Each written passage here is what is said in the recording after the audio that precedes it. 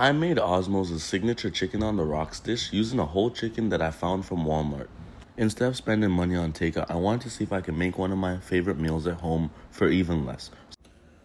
Now, the first step you want to do is cut the chicken up and remove the skin. And yes, if anyone's asking, yes, my hands are clean. I washed them 4 times before I started cutting this chicken.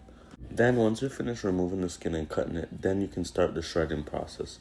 I usually like to shred these down to as fine as I can get them just so it's easier to season. And now it's time to add in our seasonings because this plain chicken isn't going to cut it.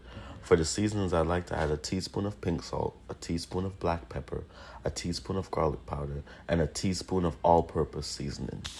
And half a teaspoon of paprika. And once you finish adding in the seasonings, now it's time to mix them in. And yes, relax, my hands are still clean. Now this is where we amateurs separate from the pros, or where I could just end up burning the whole thing. Now it's time to mix the garlic sauce. First you want to start off with 2 tablespoons of mayo, 1 tablespoon of Greek yogurt, 1 clove of garlic, adding a little pink salt, and then you're going to mix that all together.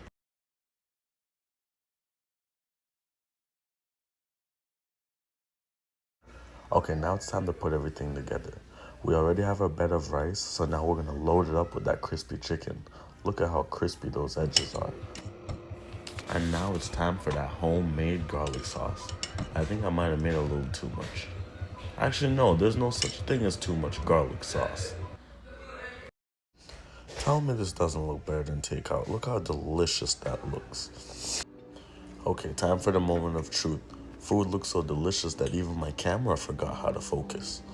Honestly, for a Walmart rotisserie chicken, this turned out way better than expected. Drop the next takeout meal I should recreate in the comments.